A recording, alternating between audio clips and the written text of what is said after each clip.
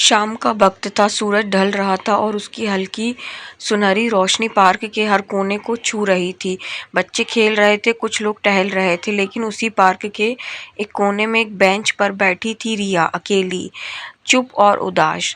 उसकी आंखें किसी को ढूंढ नहीं रही थी, बल्कि किसी से बच रही थी। रिया की उम्र ज्यादा नहीं थी, लेकिन उसकी आंखों में वो गहराई थी जो अक्सर उम्र से नहीं, दर्द से आती है। वो हर दिन इसी समय पार्क में आती, उसी बेंच पर बैठती और घंटों खामोशी में खोई रहती।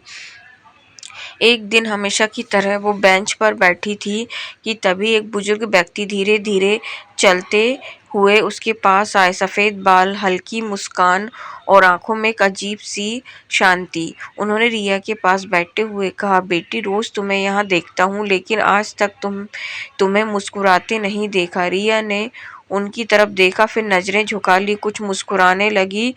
मुस्कुराने जैसा नहीं है, बुजुर्ग ने हल्के से हंसते हुए कहा। जिंदगी में मुस्कुराने के लिए वजह ढूंढनी नहीं पड़ती, बस दिल को थोड़ा हल्का करना पड़ता है। रिया को उनकी बात अजीब लगी, वो चुप रही। लेकिन उस दिन के बाद वो बुजुर्ग रोज उसके पास आने लगे। धीरे धीरे छोटी छोटी बातें शुरू हुई। नाम क्या है तुम्हारा? रिया। बहुत प्यारा नाम है। कुछ दिन बाद रिया ने उनसे पूछा, आप रोज यहाँ क्यों आते हैं? बुजुर्ग ने आसमान की तरफ देखते हुए कहा, किसी का इंतजार करने की आदत है। अब वो आता नहीं, लेकिन आदत नहीं गई। रिया ने महसूस किया, दर्द सिर्फ उसके पास नहीं है।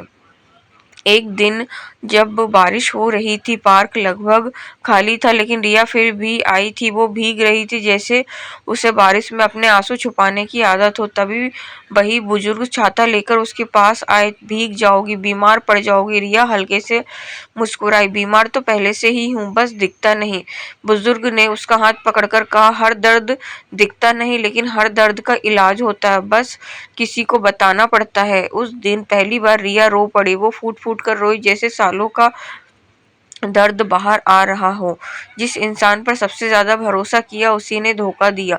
उसने मुझे छोड़ दिया बिना किसी वजह के। बुजुर्ग चुपचाप सुनते रहे, फिर बोले, अगर कोई तुम्हें छोड़ जाए तो इसका मतलब ये नहीं है कि तुम अधूरी हो, इसका मतलब है कि वो तुम्हारे लायक नहीं था। रिया ने पहली बार खुद को हल्का महसूस किया। दिन बीतते गए। अब रिया का इंतजार सिर्फ पार्क के लिए नहीं होता था, बल्कि उस बुजुर्ग के लिए होता था। वो उनसे हर बात शेयर करती, अपनी पसंद, अपने डर, अपने सपने। एक दिन बुजुर्ग ने कहा, रिया, क्या तुम जानती हो, मैं भी कभी तुम्हारी तरह था। रिया ने हैरानी से पूछा, आप? हाँ, मैंने भी किसी को खोया है, मेरी पत्नी। वो इस दुनिया में नहीं रही। उसके जाने के बाद मैं बिल्कुल अकेला हो गया था, लेकिन फिर समझ आया, अगर मैं ही हार जाऊंगा तो उसकी यादों का क्या होगा? रिया चुपचाप सुनती रही। तब से मैंने तय किया, मैं जीऊंगा उसके लिए, अपनी यादों के लिए। रिया की आंखों में आंसू आ गए। तो क्या दर्द कभी खत्म नहीं होता? उसने पूछा। बुजुर्ग मुस्कुराए, नहीं, दर्द खत्म नहीं होता, लेकिन हम उसके साथ जीना सीख जाते हैं। उस दिन के बाद रिया बदलने लगी। वो मुस्कुराने लगी। उसने फिर से अपने पुराने शौक अपनाए, पेंटिंग, गाना, और सबसे बड़ी बात, उसने खुद को फिर से जीने की इजाजत दी।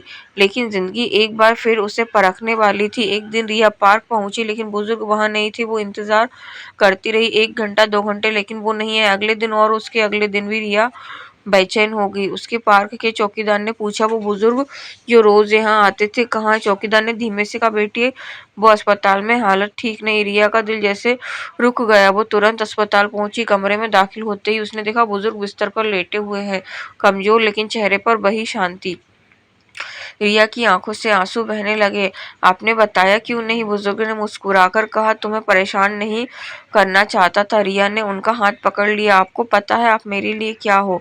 बुजुर्ग ने धीरे से पूछा। क्या? रिया बोली, आप वो वजह हो जिसकी वजह से मैं फिर से जीना सीख पाई। बुजुर्ग की आंखों में आंसू आ गए। अब तुम मजबूत हो गई हो रिया, अब तुम्हें मेरी जरूरत नहीं, मुझे हमेशा आपकी जरूरत रहेगी।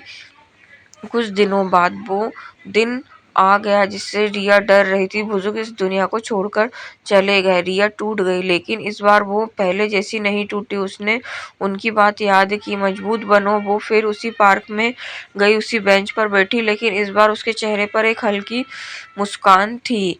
उसने अस्पताल की आसमान की तरफ देखा और कहा, आप कहीं भी हो, मैं ठीक हूँ, क्योंकि आपने मुझे जीना सिखा दिया। अब रिया वहाँ रोज जाती, लेकिन अकेली नहीं। वो वहाँ आने वाले लोगों से बात करती है, उनकी मदद करती है, ठीक वैसे ही जैसे कभी किसी ने उसकी की थी। क्योंकि जब वो समझ चुकी है, कभी कभी अजनबी ही हमारी जिंदगी के सबसे अपने बन जाते हैं। मोरल: कभी किसी को छोटी सी मदद भी किसी की पूरी जिंदगी बदल सकती है। अगर इस कहानी ने आपके दिल को छुआ हो तो लाइक, शेयर और चैनल को सब्सक्राइब जरूर करें। ऐसे ही दिल को छू लेने वाली कहानियों के लिए जुड़े रहें।